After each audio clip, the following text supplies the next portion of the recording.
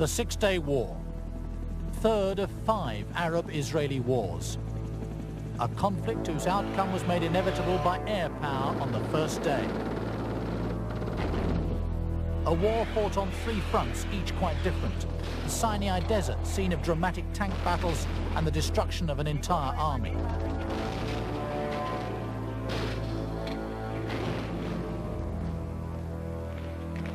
The largely urban street battles in Jordan as the Israelis fought their way into the holy city of Jerusalem. And the mountainous Golan Heights, torn from Syrian control by bulldozers, tanks and infantry.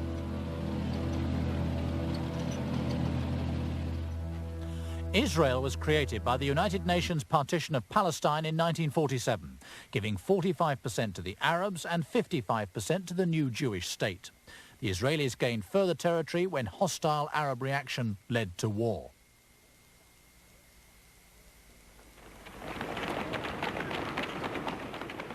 All 5 Arab nations declared war in an attempt to stifle Israel at birth. Israelis struggled for their state's very existence, creating a defense force characterized by officer-led units and reliance on flexibility, surprise and innovation. The 1949 armistice established new borders, largely where the opposing armies' front line stood at the end of hostilities. But the conflict also created huge numbers of Palestinian refugees. 350,000 fled to Jordan, mostly to the West Bank area. Unlike Jewish refugees, the Palestinians were not absorbed by their new host countries. Instead, they were left in camps where they became a focus for Arab discontent. With no lasting peace, a revolution in Egypt bringing Gamal Abd al-Nasser to power made another war increasingly likely. Assuming command of the combined armies of Egypt, Jordan and Syria, his avowed intention was the destruction of Israel, but the Israelis resolved to strike first. An Egyptian blockade of Tehran prompted the Israeli offensive, which opened with a paratroop drop near the strategic Mitla Pass, backed by armoured assaults. The campaign then gradually built up momentum with attacks to isolate the bulk of the Egyptian army in the north and to end the blockade that had been denying Israeli access to the sea. The Israeli plan was designed to keep the Egyptians guessing whether it was an all-out offensive or just another reprisal raid. Both sides used weapons mainly of Second World War vintage in battles that demonstrated the lasting importance of tanks. Israel's victory proved she had built an effective army on the experiences of the 1948 War of Independence, an army marked by a positive ability to adapt to rapidly changing circumstances. And the architect of that victory, General Moshe Dayan, would go on to repeat it more spectacularly in 1967. Egyptian strategy was flawed. It kept strong forces close to the Israeli border, but most of them on the wrong side of the Suez Canal. They therefore celebrated a victory, maintaining that they'd been forced to withdraw under threat from British and French forces.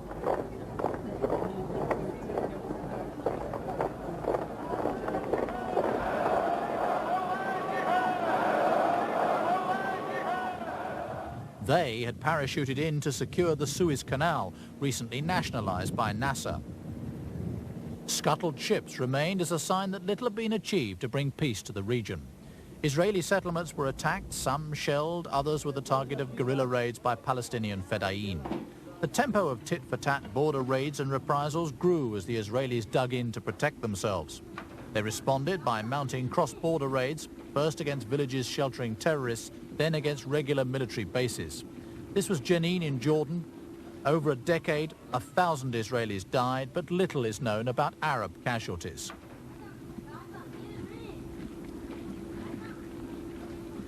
In 1964, an Arab scheme to divert the waters of the River Jordan away from Israel heightened tension further, bringing the Israelis to the brink of war. The biggest Israeli reprisal raid brought armor and air power onto the village of Al-Samu in Jordan. It was also the first Israeli raid mounted in daylight. Al-Samu had been a forward base for Fedayeen from Syria, mounting raids on Israeli settlements in the northern Negev near the Dead Sea.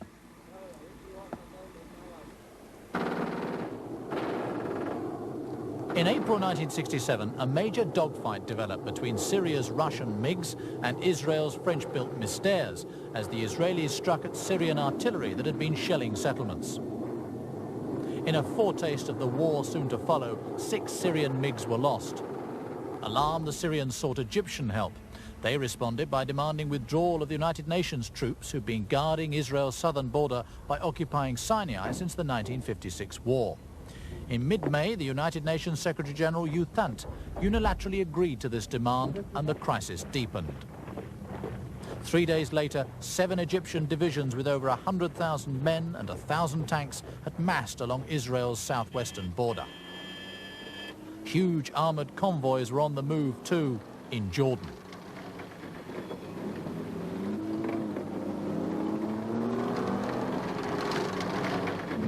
Jordan's leader, King Hussein, was more worried about seeming to be the odd man out in the Arab alliance than by the possibility of war. Within a week, Arab armies had massed at all Israeli borders, creating a crisis from which they hoped to gain political advantage. But as Arab war hysteria mounted, Egypt was unable to control that crisis and effectively backed Israel into a corner. The thousands who poured onto the streets were forcing action against the state they wanted to destroy for 2 decades. Israelis mobilized against what they saw as a clear threat. But time was vital. The Israelis couldn't keep their citizen army in uniform for much more than 2 weeks without endangering their economy. They also lacked the geographical depth to fight a defensive battle and then mount a successful counterattack.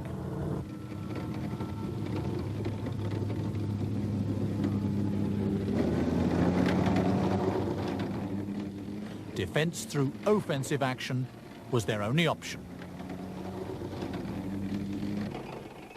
To run that offensive, the Israelis brought in General Moshe Dayan as Minister of Defense. An underground fighter during the War of Liberation, he had proved a daring battalion commander who established the ruthless fighting spirit that typified Israeli operations. A brilliant strategist, he was the architect of a stunning victory. The Egyptian leader, Gamal Abd al-Nasser, was the driving force who brought on the war, but he consistently underestimated Israeli strength and commitment while exaggerating Egypt's strength in a manner that proved fatal as he failed to foresee the tactics that would be employed against him. Jordan's King Hussein was Egypt's reluctant ally, afraid of being the odd man out among the Arab nations. He led the most effective Arab army, but was deceived by his allies, losing half his kingdom as he was abandoned by Iraq and Syria. Hafiz al-Assad was the Syrian defense minister who saw his air force destroyed on the ground as he delayed opening a third front. His failure to help Jordan was bitterly resented by King Hussein. As the Arab nations moved their armies onto Israel's borders, Israel resolved to mount a preemptive blitzkrieg.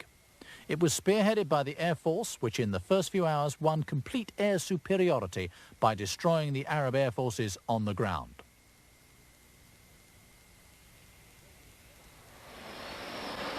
The Israelis scrambled at breakfast time. In the first wave, French-built Mystère fighter bombers.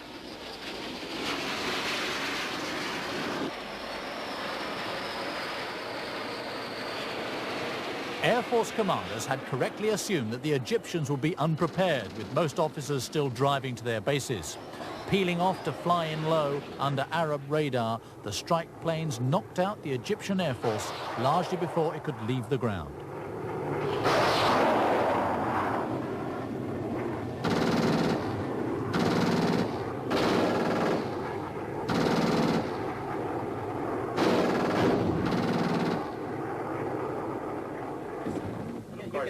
Air crews flew some 500 sorties before mid-morning. At each briefing, pilots were told their first priority was to destroy planes on the ground, spending as long as possible over the target and returning on minimum fuel. Mirage 3s speed to their distant targets, flying low over the Mediterranean to evade Egyptian radar.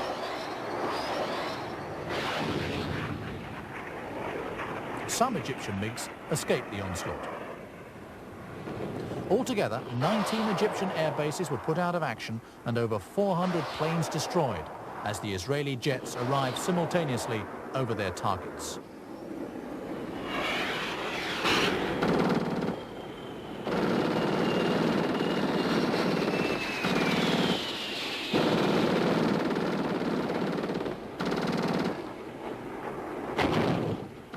Those Egyptian planes that did get airborne were destroyed in dogfights.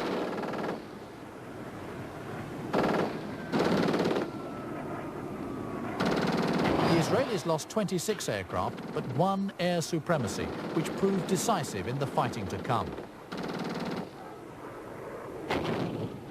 This remarkable achievement was summed up by its architect, the daring and innovative Israeli Air Commander, Major General Mordecai Hod.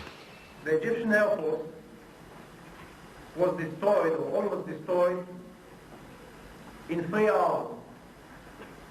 Matter of fact, a little bit less than 3 hours, but I'll make it a round figure. The achievement, of course, was made by pilots, very young ones.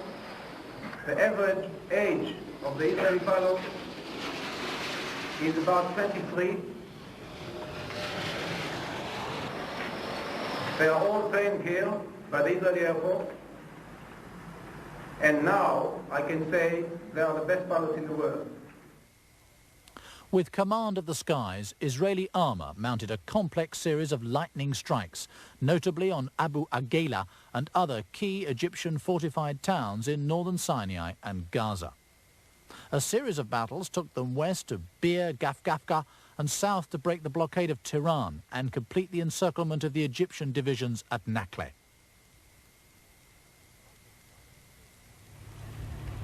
Monday, June the 5th, 1967, and the Israelis prepare to launch their singularly devastating offensive across the Egyptian border. Here in the desert wastes, 3 Israeli divisions had gathered to face 7 Egyptian divisions, a force nearly 3 times larger and with at least double the number of tanks. The assault was spearheaded by the British Centurion tank, which decisively outscored the Russian-built T-54-55s used by the Egyptians. Alongside them, jeeps with anti-tank recoilless rifles. The speed of the advance surprised the Egyptians, who expected the slower tempo of opening moves seen in 1956. But instead of striking at the centre, the Israelis attacked Gaza.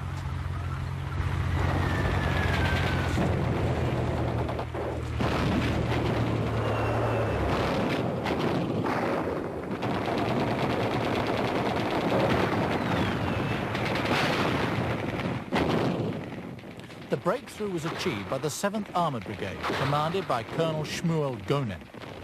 They outflanked the fortifications and minefields, attacking over dunes considered impassable by the Egyptian defenders.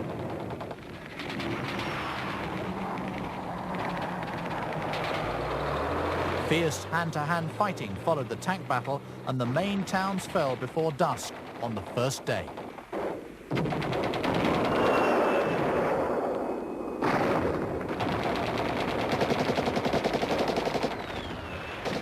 Egyptian tanks fell prey to well-armed and efficient infantry. Israeli tank commanders were also frequent casualties, a result of fighting from open turrets. Some trenches were only cleared after bitter exchanges.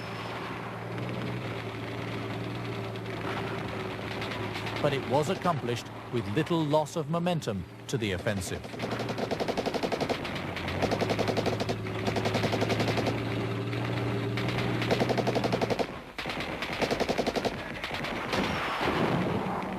The strategy continually was to trap and encircle enemy armour and destroy it as it tried to break out.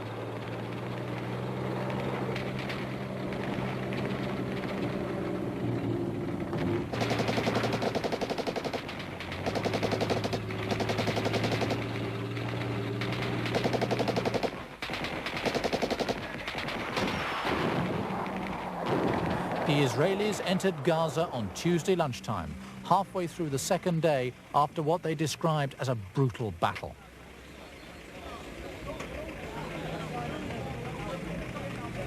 But the pause, like the welcome, would be short-lived. Thousands of mines had to be cleared from the deep echelons of the Egyptian defensives.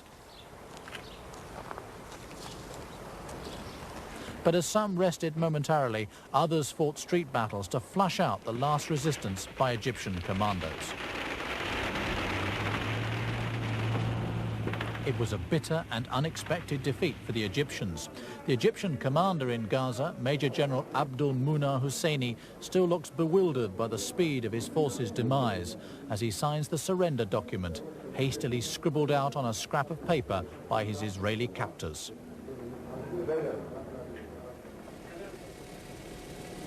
Further west, Wessex helicopters brought in paratroopers by night to outflank Egyptian strongpoints in the most important battle of the Sinai theatre for Abu Agheila. Here, the Israeli offensive was led by a future defense minister, General Ariel Sharon.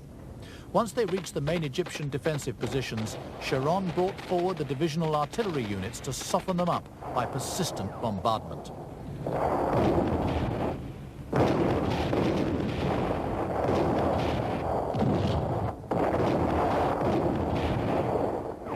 Abu Agheila fell at lunchtime on the second day after what was probably the most complicated battle of all the Arab-Israeli wars. By Wednesday, Egyptian forces were fleeing for safety beyond the Suez Canal. Israeli training aircraft, modified to take rockets, joined the attack on the disintegrating Egyptian armies. They swooped on the fleeing convoys as they converged on the bottleneck of the Mitla Pass, just 20 kilometers from the Suez Canal.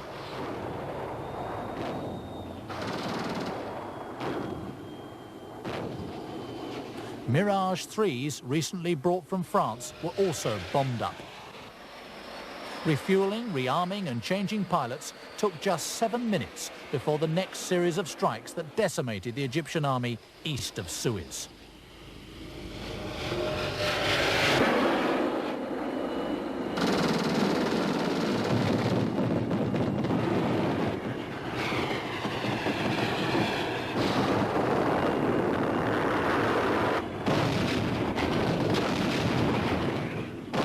The 3 Israeli brigades were now being closely coordinated to prevent them mistakenly firing on each other.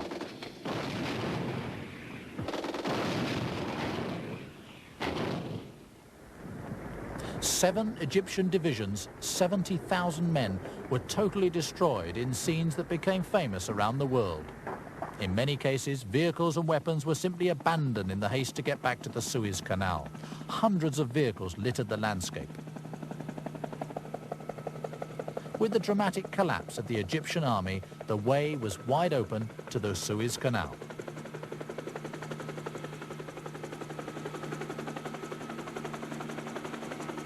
In front of them, fewer than 100 of the Egyptians' 1,000 tanks managed to cross the canal to safety.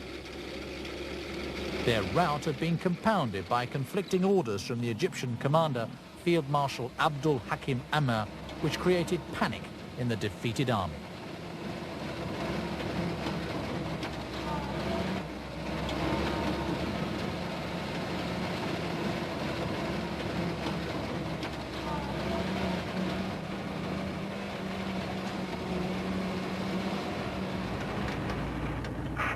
The strategic rail bridge over the canal was reached on the 4th afternoon. But none of the troops who relaxed along the canal banks that Thursday would say that it had been easy. I have seen it to be not very easy. They were fighting from house to house. You can see the shells in the houses here, that people had to fight from house to house. Most of it was done by the tanks, the light tanks. Yes, he is one from the big fighters here.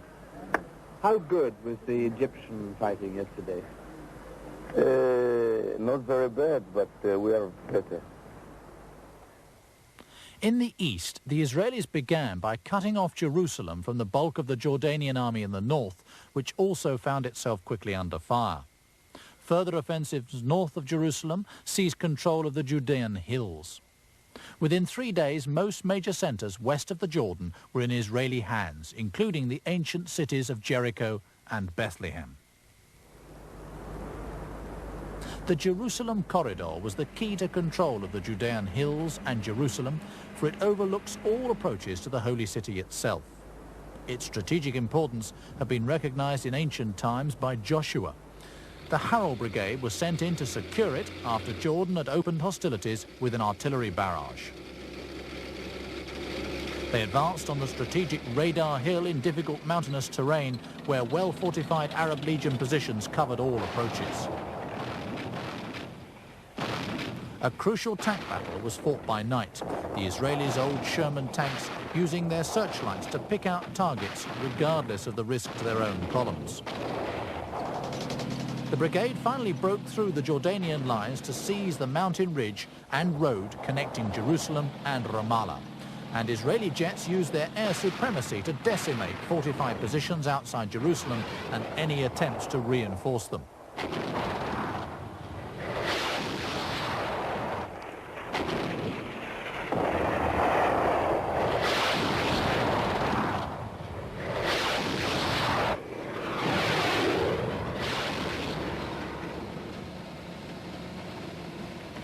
The battle for Nablus was typical of the Jordanian front. It was largely an urban affair, fought over the streets and buildings of cities and towns with deep religious connotations for Jews, Muslims and Christians alike.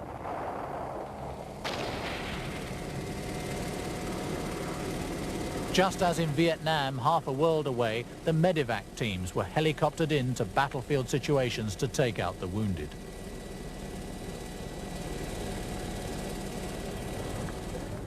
Reservists taken prisoner while still in civilian dress were evidence of the speed of the Israeli assault.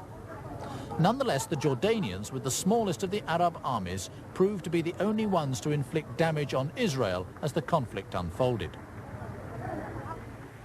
Jerusalem's Wailing Wall was reached on the fourth day, the Israeli Defense Minister Moshe Dayan posting prayers of thanks. This was a deeply religious site denied them under the 1947 partition, but staying there would fuel Arab anger for years to come. The battles for control of what is now known as the West Bank flowed through buildings and fortified positions honeycombed with complex reinforced defences.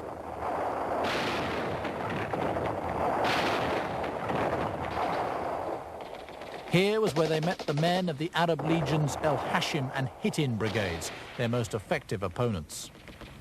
In the towns, troops found heavily defended buildings, some several stories high, all interconnected by deep trenches and protected by minefields. Here too, the Israelis suffered half their fatal casualties of the entire war.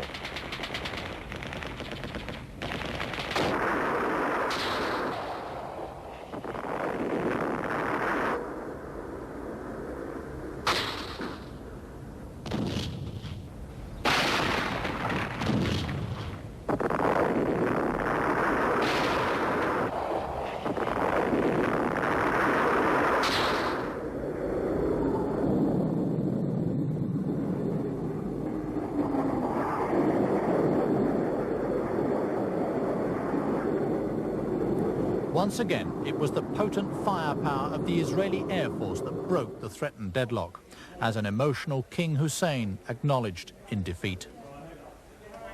The battle was waged against us mainly from the air, almost exclusively from the air, with such overwhelming strength and continued sustained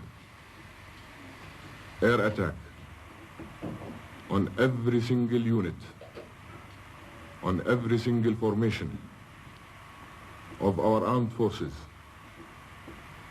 day and night, right till last night.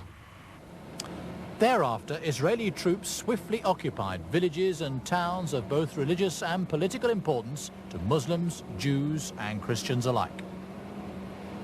Here, Jericho, whose walls had fallen without a fight, just as in biblical times.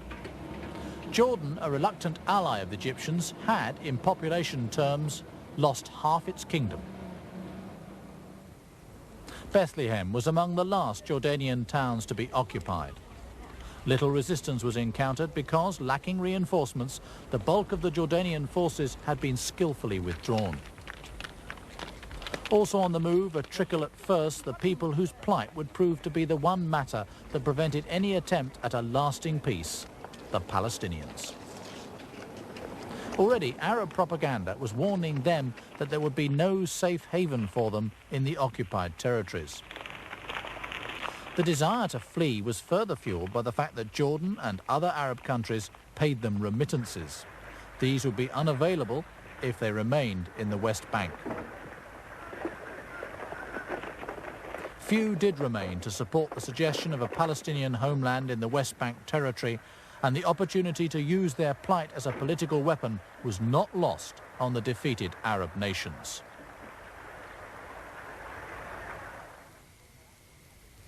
The formidable natural obstacle of the Golan Heights dominated the northern offensive against Syria. Israel's strategy involved three main thrusts to take Quneitra. Two further offensives literally bulldozed their way to command the road to Damascus before a United Nations ceasefire line halted the advance. The Golan Heights dominate Israel from a plateau up to 1,200 meters above the Jordan Valley. With gun emplacements, deep trenches and dug-in tanks, the Syrians had converted the area into a deep defense zone. From here, sporadic artillery and gunfire was directed onto Israeli settlements. Briefing the officers who would lead the assault, the Israelis stressed how Syrian deployments obviously relied on the difficulties of the terrain to aid their defenses. Israeli armor moves north. Freed from fighting in Sinai after the Egyptian collapse, heavy brigades moved swiftly through Israel to face the Syrians. Moshe Dayan had hesitated about attacking Syria in case it drew in their Russian allies. Now the delay had worked in his favor. On the fifth day of the war, he moved on to the offensive, and Colonel Albert Mandler's entire armored brigade moved up along a single axis.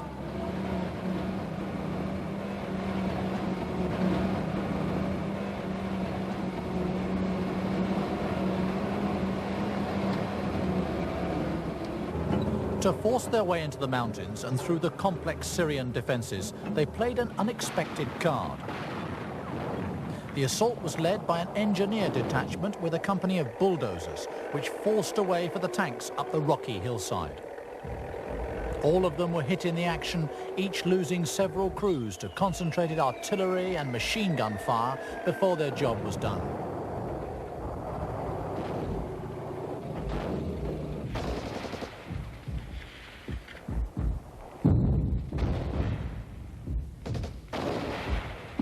Gradually, the brigade fought its way up the steep ascent to take the Syrian strongpoints in hand-to-hand fighting.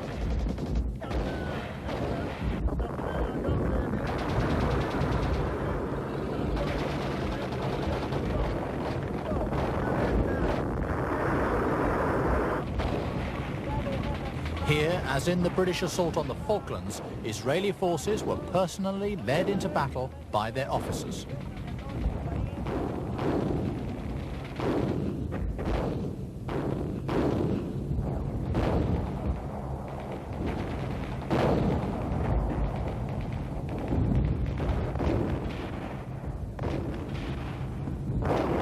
From the rear, Israeli artillery shelled the most stubborn Syrian strongpoints with pinpoint accuracy.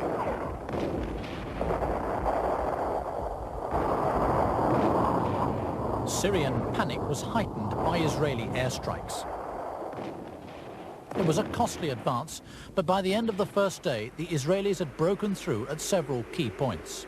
From then on, the Syrians abandoned their carefully constructed defenses and withdrew rapidly. Next day, the last of this war, the Israeli columns moved swiftly on to the strategic Syrian town of Quneitra. They entered it after a brief hour-and-a-half's firefight on the afternoon of the sixth day. the Syrian army had collapsed in less than 27 hours of bitter fighting.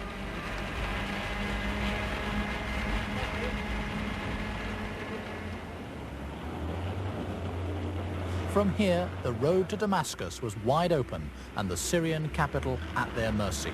Only intervention by the United Nations halted the rout. It had cost the Israelis 115 dead. The Syrians lost about 1,000. Their outstanding victory gave the Israelis defense in depth for the first time in their history. Instead of being threatened by neighbors, Israeli forces now occupied the areas from which those threats were mounted. Now they posed the threat themselves. A matter for celebrations.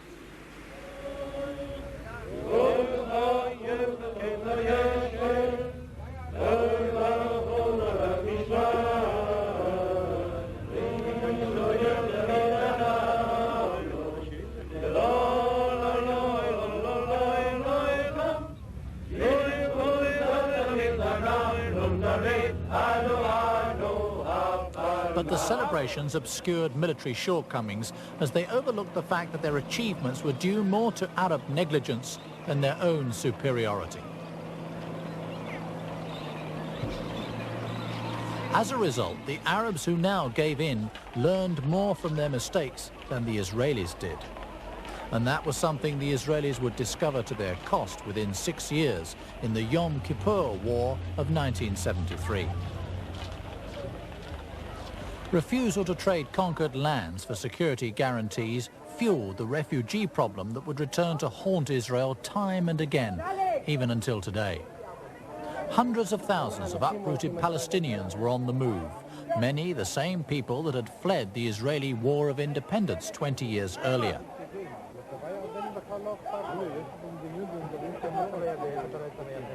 With Arab countries refusing to absorb them, many professed a desire to live in their homelands in peace. They are happy to live anywhere in peace. Yes, all right. Everything that they need, peace. Everywhere. Nothing except peace. Israel's Moshe Dayan publicly tried to allay their fears, but privately, most Israelis feared sabotage campaigns if the refugees stayed. I'm not doing anything to stop them by force. I don't think that anyone should stop anyone if he wants to leave the country. I'm trying to find out why they leave, and if they are scared or something like that, then to lift that, to ascertain them that there's no reason to leave. But if they do want to leave for a personal reason, then we do not stop them by force. The refugees, however, continued to struggle over the Allenby Bridge into unoccupied Jordan. Whatever the promises, they believed Israeli occupation would be harsh, and their plight highlighted the problem of statelessness and increased the appetite for revenge that led to the Yom Kippur War of 1973.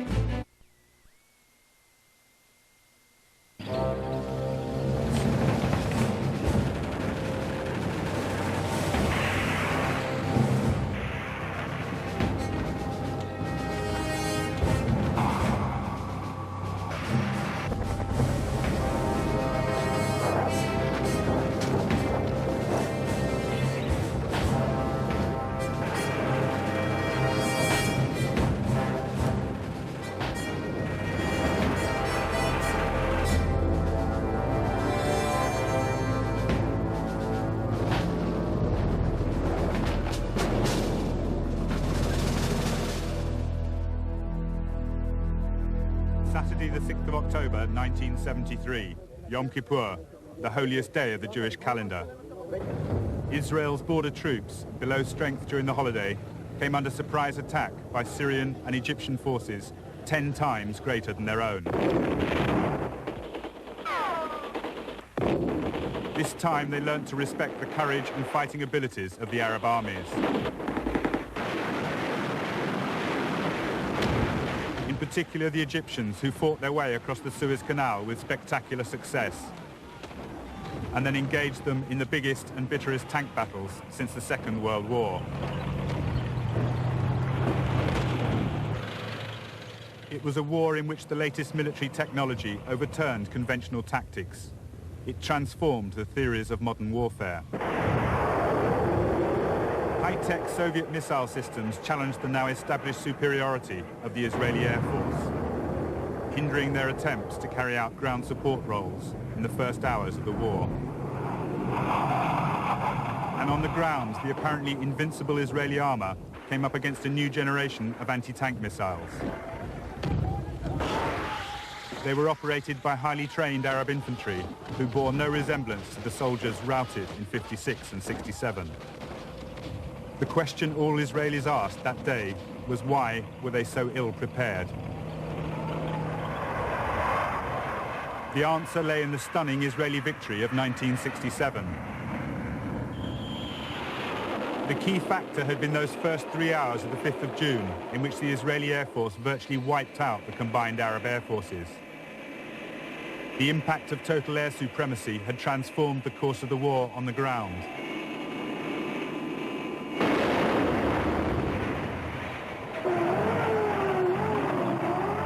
Most Israeli military thinking since had been based on the belief that the Arabs would never again risk a major attack without being able to compete in the air.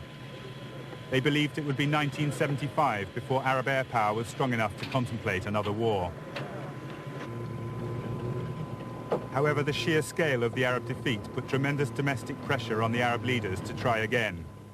Syria's Golan Heights, the West Bank of Jordan, and the entire Egyptian Sinai Peninsula were a constant reminder of the humiliation of 1967. King Hussein, having lost half of Jordan to the Israelis, could not afford another direct clash. But for the new presidents now in power in both Damascus and Cairo, it was a risk they felt compelled to take. Israel still had less than half the number of men, tanks and planes, and a fraction of the missiles that Egypt and Syria could field against them. Those forces would have to cover two fronts, a further handicap for Israel. At the end of the 67 war, the Egyptians had been driven out of Sinai and had concentrated on defending the West Bank of the Suez Canal. The Israelis knew from experience that the key to the desert lay in the passes that crossed through a mountainous ridge beyond their headquarters at Bir Gifgafa. They constructed a defensive line along the east bank of the canal named after General Bar-Lev, and a series of forts were built along it. Tanks would move to prepared positions between them during an alarm. To counter Israeli air raids during the War of Attrition, the Egyptians built up one of the world's densest missile walls, creating an anti-aircraft umbrella over the whole Suez area. President Sadat realized that even without a comparable air force, he could fight a limited war under that umbrella, cross the canal, gain a foothold in Sinai, and then negotiate with Russian help. He shared his plan with Syria's President Assad, who also obtained Soviet SAM missiles to cover the Golan battlefield. They agreed a timetable for a coordinated attack when Israel would be least prepared. General Ahmed Ismail, the Egyptian war minister, was appointed to overall command of both the Syrian and Egyptian forces.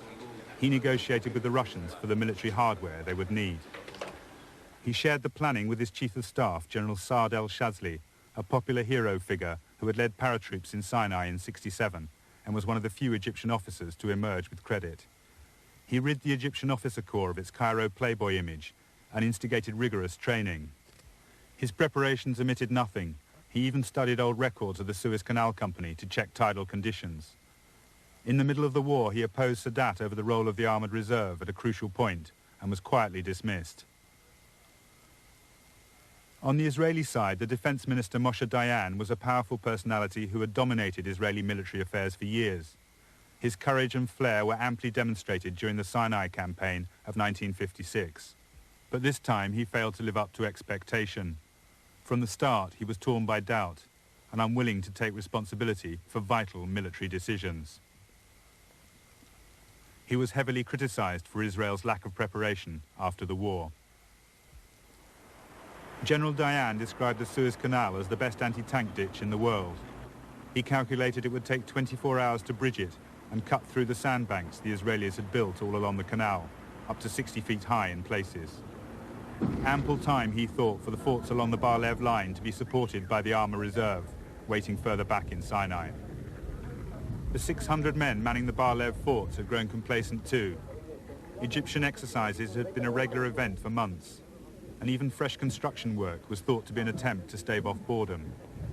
But like the exercises, it was just one part of the meticulous planning that would make the canal crossing an epic military achievement.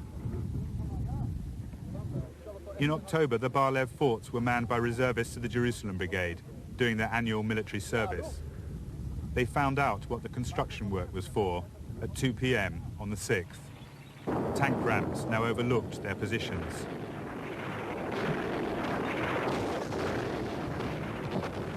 The tanks joined 1,000 other guns pouring tons of high explosive onto the Bar-Lev line, while an airstrike hit Israeli positions deep in Sinai. It was the start of a technically brilliant operation that would restore Arab military credibility. The Egyptians were so proud of it that months later, their Third Army reenacted the whole exercise for the cameras. Hundreds of machines read the West Bank and the canal in smoke. Screened from Israeli eyes, 8,000 Egyptian infantry began crossing the canal in rubber dinghies at midpoints between the forts.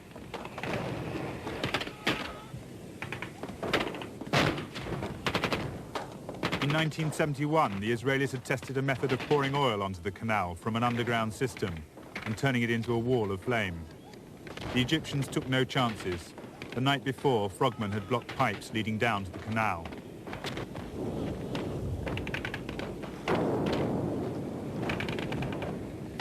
Once the first wave had scaled the bank and established a foothold, tank hunting units moved inland to await the first Israeli armour, equipped with RPG-7 anti-tank weapons, and the latest Soviet anti-tank missile, the Saga. Unfolded from a suitcase, it could be set up in minutes. Its wire guidance system and 3,000-yard range demanded courage and skill from the operators. Each had fired 100 rockets during training. It wrought havoc among the Israeli tanks. One unit alone claimed 8 tanks in the first 10 minutes.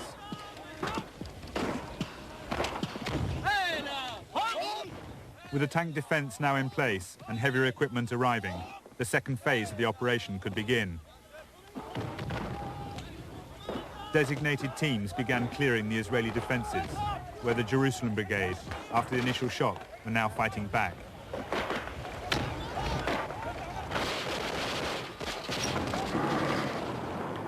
Further south on the Bitter Lakes, an amphibious operation was underway.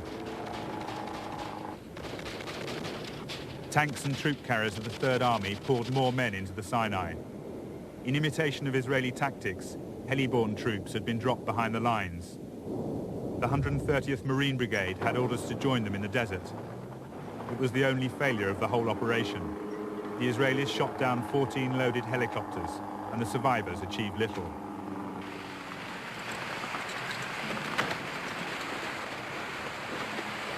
The Egyptian generals had estimated they would lose 10,000 men in crossing the canal alone. In fact, the barrage kept most Israelis in their bunkers. And throughout this most dangerous and exposed phase of the operation, only 208 men were lost.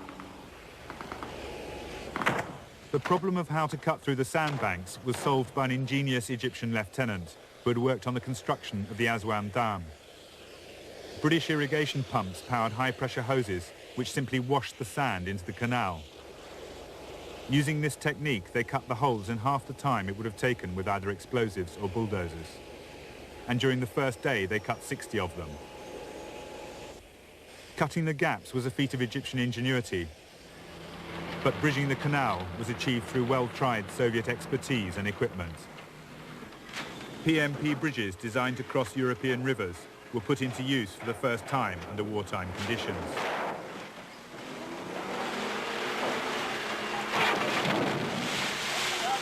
The sectional pontoons could be joined to others in minutes. On the day, the Israeli garrison said they grew across the river like outstretched arms. Another Soviet crossing system was even quicker. The GSP ferry was formed by two amphibious lorries which linked together in the water and would then expand hydraulically, creating a platform that could carry a tank across the canal in a matter of minutes. Every aspect of the crossing operation had been thoroughly rehearsed and planned in minute detail by General Shazli's staff, with two goals in mind: surprise and speed.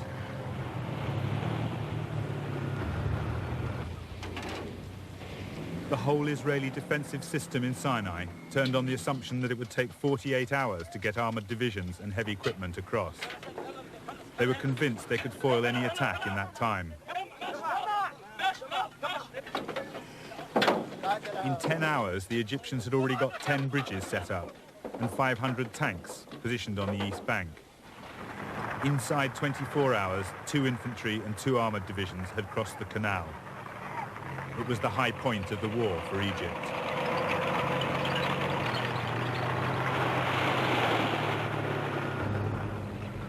Within 30 minutes of the start of the war, the Israeli armoured reserve drove forward into the line according to plan, unaware of the reception that awaited them. They were decimated by the Egyptian tank hunting squads. Air power was inevitably Israel's next response, flying into the teeth of the missile umbrella to stop the crossings, rather than concentrating on the missile sites first, as they'd known they should. Plans for a preemptive strike that morning had been ruled out by American pressure. Israel would get no support if it was seen as the aggressor, as Moshe Dayan had to explain to a bemused nation. In this case, we considered it, and it was the decision of the government not to strike first, even though we were sure that they will do that, in order to have that political or whatever you call it advantage at the expenses of the military disadvantage. And that disadvantage was now becoming clearer as the Egyptians consolidated their hold on the east bank. If they survived the missiles, the Air Force still had to locate the bridges hidden beneath smoke screens. Even when hit, their sectional construction made them easy to repair, and they could be floated to new crossing points with relative ease. Egyptian troops rejoiced in their achievement. They had destroyed the first counterattacks exactly according to plan, and now one by one, they were taking possession of the forts along the Bar-Lev line.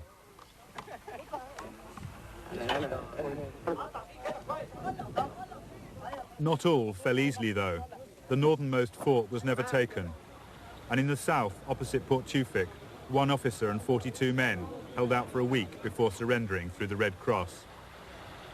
After repeated attacks, they were down to their last few grenades and bullets. The Egyptian officer who took over the fort believed they'd hidden their heavy weapons. The truth was, they had none. They were ferried across to Port Tewfik, where the survivors helped their wounded comrades ashore and into captivity. Among the Israeli reserves pouring down the road into Sinai on Monday the 8th, morale was still high. Their confidence in another easy victory was reinforced by their route through the Mitla Pass, still strewn with the wreckage of Egyptian defeats in 1956 and 67.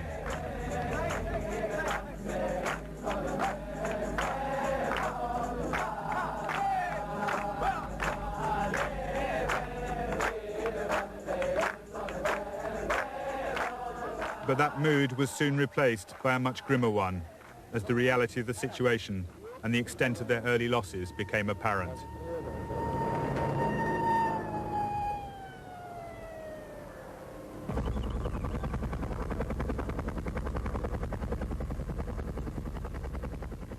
In those first few days in Sinai, only the Egyptians had cause to celebrate.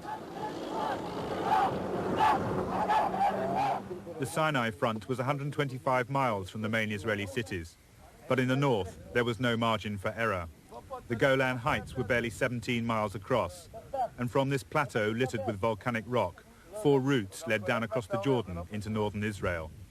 The Benot Yaakov Bridge bore the most important, leading from Quneitra and the area HQ at Kfar Nafak. A key Israeli observation point on Mount Hermon was known as the Eyes of Israel, as it overlooked the entire region.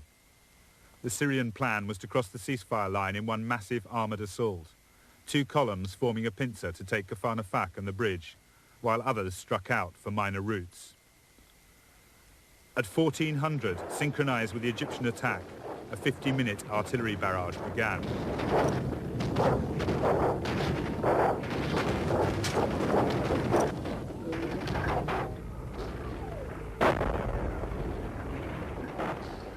It paved the way for the Syrian armour, which then swept past the border posts. They flowed in like water, one Israeli said. I never knew there were so many tanks in all the world. The Israelis had 180 tanks and 60 guns with which to hold the 40-mile front. It was the most desperate and heroic struggle of the war. A young lieutenant with a handful of tanks held up the main Syrian thrust for 20 hours at one point, ambushing, switching position, and attacking again.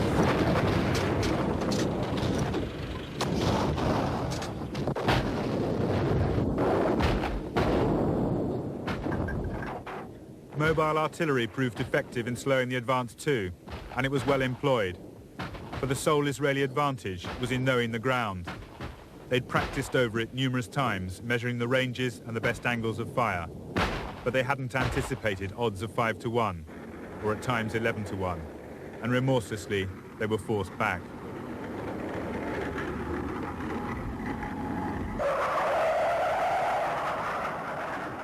As in Sinai, the Israeli Air Force was thrown in to slow the advance. But even at low level, running the gauntlet of the SAM batteries proved costly. They lost 40 planes in the first afternoon. Infantry-operated SAM-7s and anti-aircraft guns joined the white contails of the SAM-6s, crisscrossing the sky to deadly effect. They adapted their tactics quickly, though, flying in low over Jordan to take the Syrians in the flank, avoiding many of the batteries. Wrecked Syrian vehicles lining the route bore witness to their effectiveness. And in places, the burnt and blackened ground showed that, like the Americans in Vietnam, they were using napalm. On Sunday, Israeli reserves in modified World War II Sherman tanks were deployed in the southern sector. They were opposing T-55s and even T-62s, the Russians' latest tank. Despite the 30-year technological gap, they destroyed greater numbers of Syrians. But at a cost. The 2 Israeli frontline brigades were virtually wiped out. They had, however, bought time for the citizen army. Mobilization had begun on Saturday. Many didn't wait for their code words. Seizing their equipment, they headed to either front, pressing lorries, cars and buses into service. One platoon even drove a milk float to their base in Sinai. Prime Minister Golda Meir expressed their mood. This people, small as it is, surrounded as it is by enemies, has decided to live. And if we have to pay the price for living, we have to pay it. This is not a people that can give in. Arriving piecemeal, the first reinforcements in the Golan were sent straight to the front. The situation was so desperate, there was no time for a coordinated response. In the south, the Syrians were now only 10 minutes tank drive from the Benot Yaakov bridge. By Monday morning, though, 36 hours into the war, the roads to the Golan were jammed with troops and equipment, in civilian as well as military lorries. Approaching the heights, they had to risk artillery fire directed from Mount Hermon, which had fallen to Syrian commandos in the first hours of the war. Fully mobilized, the Israeli army began to turn the tide. Casualties had been heavy. They lost 250 men in the first 2 days in the Golan. It was not a price a small army could keep paying. And from Monday, limiting casualties became a priority. They now relied more heavily on artillery to dislodge the Syrians at long range.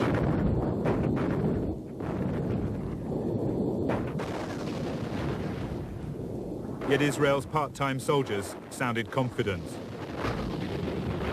I think that we already are going to finish the war. They got the nice kick down, and we hope to be at the weekend at home. It would not prove that easy. Syrian resistance remained stubborn in retreat, despite their staggering losses. The advancing Israelis counted 500 tanks among the wrecks strewn across the heights. North of Quneitra, the Syrian columns had been constricted by minefields, and the crack Israeli 7th Armoured Division hadn't wasted that advantage. They called the area the Valley of Tears. Abandoned among the wrecks were brand new Soviet Saga carriers, capable of firing 6 of these latest missiles. Israeli mechanized infantry cleared out pockets of resistance bypassed by the advancing armor, and by Wednesday the 10th, the Israeli Chief of Staff, General Elazar, could report on Israeli progress. I am glad to tell you that we managed to push almost all of the Syrian forces to the ceasefire line. But they were not stopping there. We continue our counter-attack. We shall continue it tomorrow, and we shall break and destroy completely all the attacking forces. The Israelis had cleared most of the Golan, but they could not switch to Sinai until the Syrian threat was destroyed. So they attacked again in the northern sector, using Mount Hermon as cover for their left flank. They crossed the ceasefire line into Syria on the 11th, taking the shortest route towards Damascus.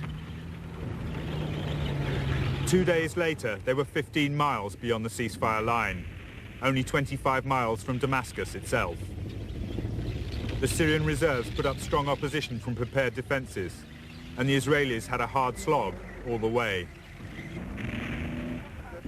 With his capital threatened by Israeli artillery, President Assad appealed for an Egyptian attack in Sinai to relieve the pressure. Syrian MiGs joined the desperate defence, swooping on the columns on the left flank near Mount Hermon.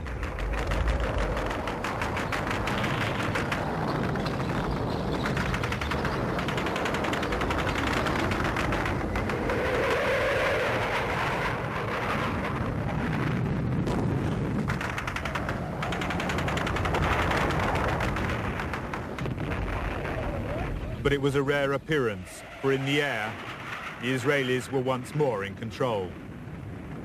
The MiGs couldn't match them in aerial combat. And having destroyed the bulk of the Syrian missile system, they were now attacking targets all over Syria, disrupting the Soviet airlift of military supplies.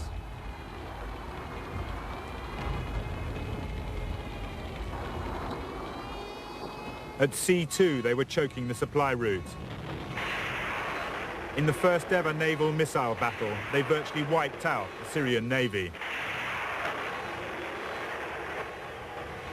And the Soviet Union was forced to move its own fleet to keep Syrian ports open. The Americans responded by reinforcing their 6th Fleet, a thinly veiled warning against further Soviet involvement. The Arab world too came to Syria's aid. The Jordanian forces entered Syria and have been heavily engaged in action throughout yesterday. 4,000 men of the Jordanian 40th Brigade fought alongside an Iraqi armoured division, attacking the southern flank. But coordination between them proved difficult. Both suffered heavily at the hands of the Israelis.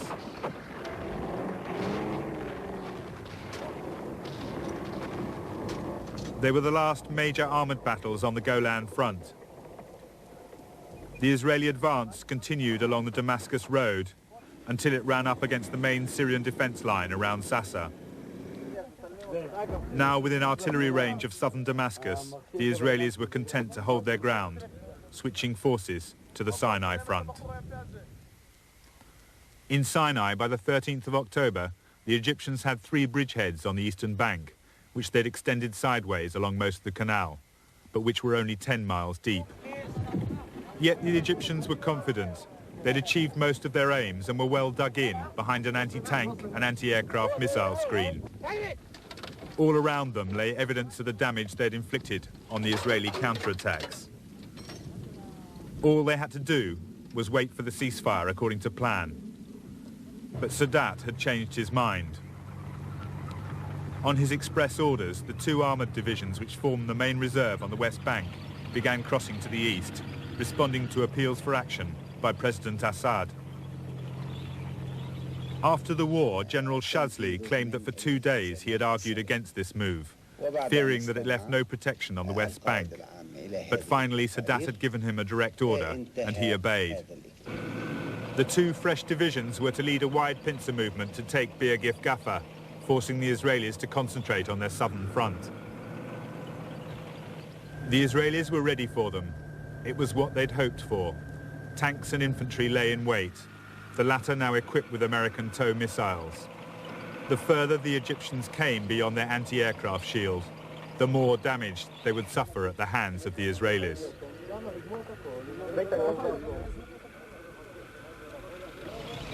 At 6 a.m. on the 14th of October, the biggest tank battle since Kursk in World War II began. 2,000 tanks locked in combat along a 100-mile front.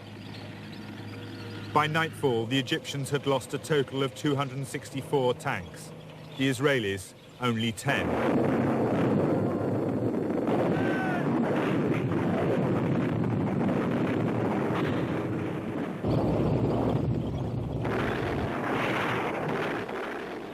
Superior Israeli tactics account for part of that disparity, but another surprisingly simple reason was the suitability of the tanks to the desert terrain. When emerging from the hull-down position behind dunes, the main Israeli tank, the Centurion, could depress its barrel by 10 degrees, presenting a small target in order to fire. The lower-profile Soviet T-55 used by the Egyptians could only depress its barrel by 4 degrees and presented a much larger target in order to bring its gun to bear. It was not only the Egyptian armour that suffered. Once more they dropped paratroopers into and behind the lines, and once more the Israelis rounded them up.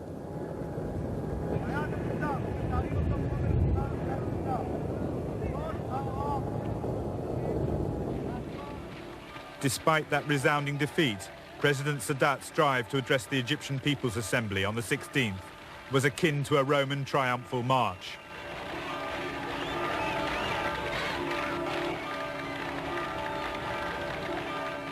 He and General Ismail were mobbed as they entered the assembly.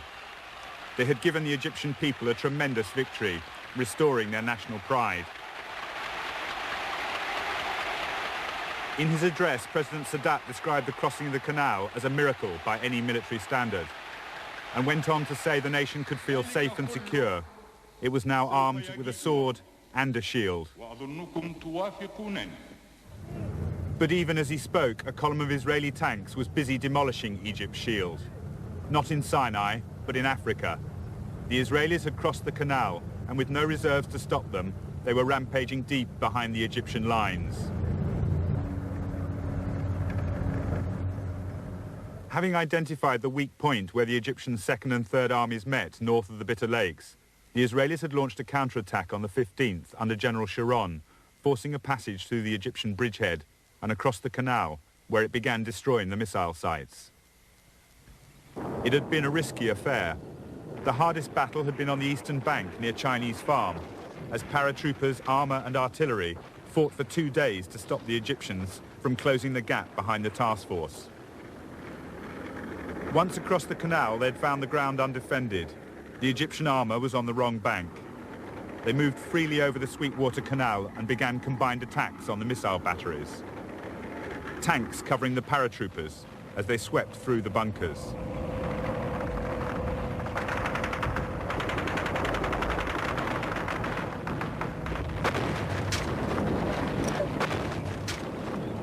General Shazli was now at breaking point.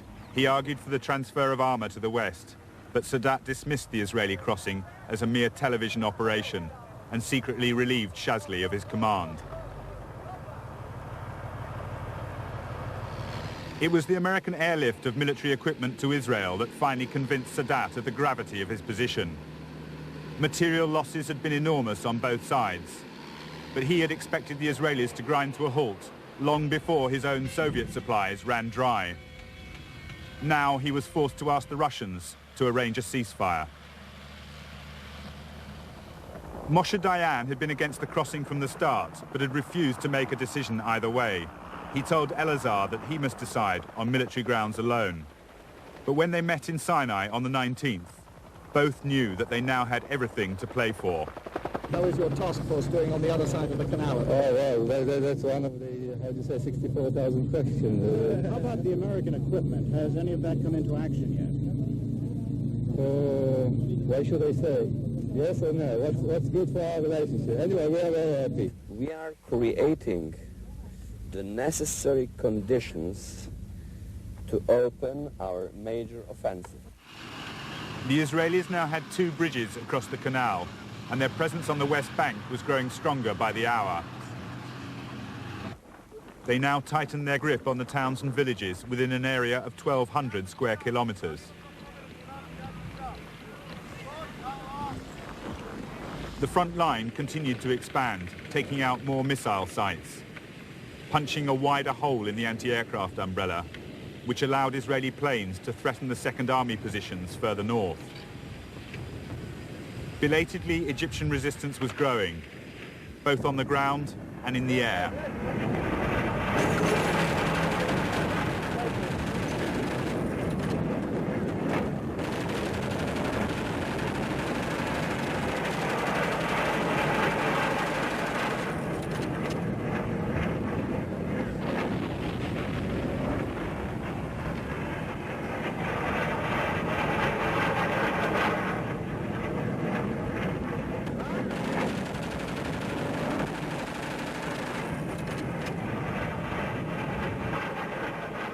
This air attack on the 22nd of October ended minutes before the announcement of a ceasefire.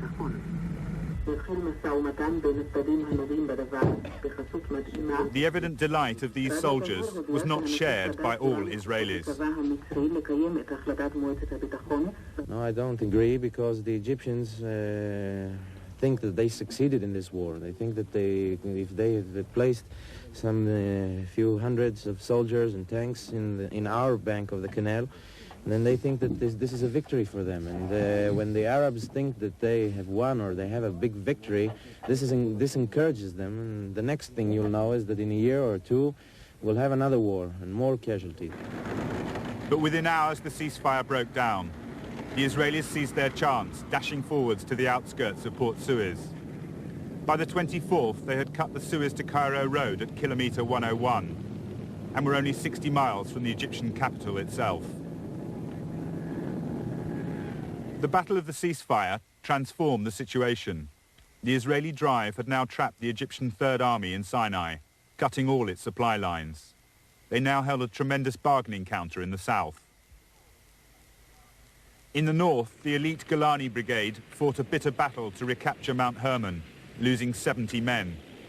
8 hours before the ceasefire on the 22nd, their pennant was raised alongside the Israeli flag on the summit. Now the Israeli flag flew in Africa too. As the second ceasefire came into effect, the two armies watched each other warily across the canal from reversed positions. This time, United Nations troops had been sent to enforce it and to arrange the passage of supplies through Israeli checkpoints. It was a remarkable turnaround. The initial Egyptian triumph had been cut from under them. A whole army was now dependent on Israeli goodwill in order to survive. Each side had lost territory to the other, but with the missile shield torn open and 20,000 Egyptians captive in the desert, the Israelis now held the upper hand. At kilometre 101 on the Cairo road, for the first time ever, an Egyptian delegation arrived to negotiate directly with representatives of a country whose existence it did not even recognize. No one there would have believed that such a dialogue could continue, or that within 4 years, President Sadat would stand to address the Israeli parliament. At the heart of the country, he had fought so hard to destroy.